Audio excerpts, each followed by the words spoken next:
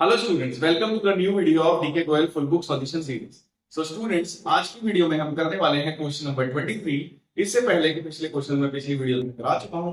जिस स्टूडेंट ने वीडियोस नहीं देखी हैं जाके देख सकते हैं। तो चलिए स्टार्ट करते हैं। क्वेश्चन देखिए, journalize the following transaction in the journal of Naveen Gupta and sons. तो हमें जनरल एंट्री करनी है किसकी बुक्स में? नवीन में। ठीक है, पहली एंट्री देखिए, out of the insurance premium paid this year 50,000 is related to next year. तो इट मींस क्या बोल रहा है कि हमने जो इंश्योरेंस इस साल भरा है उसमें 15,000 अगले ईयर। तो देखो, अगर हम इस ईयर में अगले ईयर की एंट्री रिकॉर्ड करते हैं तो उसे क्या बोलते हैं? वो नेक्स्ट ईयर का हो गया। इट मींस वो हो गया प्रीपेड। तो हम यहाँ एंट्री क्या करेंगे? फर्स्ट, तो एंट्री हमारी हो गई प्रीपेड। हमारे पास अब जनरल का रूल क्या होता है? जनरल का सिंपल रूल होता है, जो भी चीज हमारे पास आएगी उसको हम पहले लिखेंगे और जो उसके बदले में जाएगा उसको हम बाद में लिखेंगे। ठीक है, तो हमारे पास क्या आ रहा है? हमारे पास आ रहा है प्रीपेड इंश्योरेंस। तो हम क्या लिखेंगे? पहले प्रीपेड इंश्योरेंस अकाउंट डेबिट। और ये प्रीपेड क्यों हुआ है?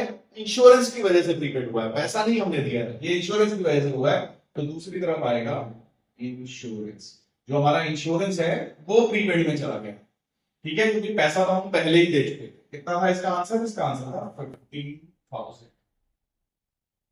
Next, second entry, credit purchase from Ram and Company for 50,000, cash discount will be received at 5% on payment of bill within 10 days। बोल रहा है हमने सामान खरीदा है किससे? राम एंड कंपनी से।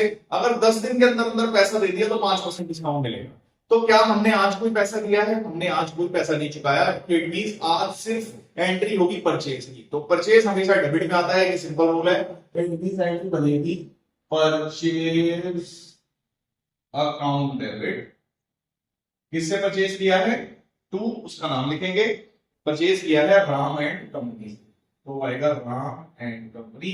कितना परचेज किया है? 50,000 का। तो 50,000 का 50,000 आ जाएगा, क्योंकि अभी हमने कोई पैसा नहीं दिया इसलिए कैश की कोई एंट्री यहाँ पे होगी। नेक्स्ट है third, cash paid to Ram and company and discount अवेलेड of. अब थर्ड एंट्री में हमने क्या किया? भैया इसको 50,000 रुपए देने थे, पैसा दे दिया और डिस्काउंट ले लिया। ठीक है, तो यहाँ पैसा जाएगा, जो जाता है वो बाद में आता है, और उसके पैसा जाने की वजह दूसरी साइड है। तो बाद में आने तो ऊपर की साइड कौन आएगा? राम, क्योंकि पैसा किसको दे रहे हैं? Ram and company. तो एंट्री बनेगी Ram and company debit to, क्या क्या कैसे करते हैं? कैश। और डिस्काउंट भी है इसमें, और डिस्काउंट हमेशा कैश वाली साइड आता है। कैश अगर ऊपर साइड में है तो डिस्काउंट भी हमारा टू साइड पे आएगा। तो यहाँ लिखेंगे डिस्काउंट रिसीव्ड अमाउंट। टू वाला डिस्काउंट जो होता है वो रिसीव्ड होता है। अब देखो इसमें अमाउंट कितनी लगेगी? राम एंड कंपनी को तो देने थे 50,000 रुपीज। देखो यहाँ से यहाँ लिख दिया 50,000 रुपया देना था। अब 5% डिस्काउंट होगा, तो देखो 10% निकालने का बिल्कुल ट्रिक मैंने आपको बता रखी है। इसको जीरो छुपाओ, कितना आ गया? 5,000। ये हो गया 10%, हमें 5 चाहिए, तो 5,000 का आधा कर दो, क्योंकि 10 का आधा 5 होगा। तो कितना आ गया? 2500। डिस्काउंट यहाँ पे कितना आ गया? 2500। और ये अब इसमें से इसको माइनस कर दो, कैश की वैल्यू कितनी आ गई? 47,500। ठीक है, चलो नेक्स्ट देखते हैं। Paid income tax 20,000 by cheque. अब जो इनकम टैक्स होता है वो ओनर का एक्सपेंस होता है, हमारे बिजनेस का नहीं होता। हम कौन है? हम बिजनेस है, हमारा कोई एक्सपेंस नहीं है income tax. Income tax owner का एक्सपेंस होता है। तो ओनर का कोई भी खर्चा हो उसको हम क्या बोलते हैं? उसको बोलते हैं ड्रॉइंग्स। तो इट मींस यहाँ पे क्या सिंबल होगा? हमारे पास आ जाएगी ड्रॉइंग्स। तो एंट्री बनाएंगे ड्रॉइंग्स अकाउंट डेबिट, और इसके बदले में चेक दिया है तो दूसरी साइड पर आएगा बैंक। कितनी अमाउंट है? 20,000। तो आ जाएगा 20,000 एंड 20,000। ठीक है, नेक्स्ट एंट्री देखते हैं। Goods costing 2 lakh sold for cash at a profit of 10%। तो देखो जनरल एंट्री के अंदर अगर प्रॉफिट होता है तो प्लस करते हैं, ट्रेड डिस्काउंट होता है माइनस करते हैं, और इसको कहीं पर भी दिखाते नहीं है। तो 2 लाख का 10%, तो 2 लाख का 10% एक जीरो हटाओ, कितना आ गया? 20,000। प्रॉफिट है तो प्लस करना है, मींस 2 लाख प्लस 20,000 कितना हो गया? 2,20,000। तो 2,20,000 की एंट्री कर देंगे। क्या करा है हमने? सामान को बेचा है, तो बेचने की सेल्स हमेशा क्रेडिट में आती है, और यहाँ पे कैश में बेचा है तो इट मींस हमारे पास क्या आएगा? हमारे पास आएगा पैसा।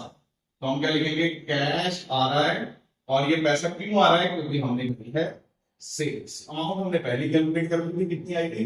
2,20,000। तो 2,20,000 हो गया। ठीक है, नेक्स्ट देखो। 6, purchase iron safe for 2 lakh, filing cabinet for 50,000, computer for 1 lakh.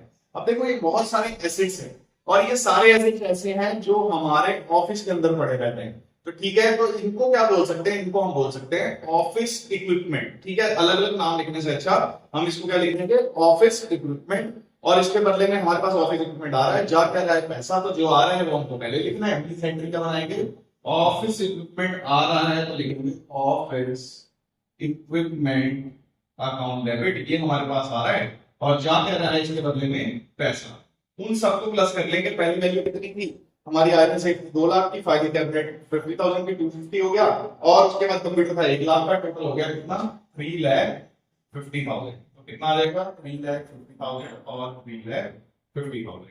ठीक है, सो आई होप आपको क्वेश्चन अच्छे से समझ आया होगा। सी you guys in the next video with the next question of this chapter.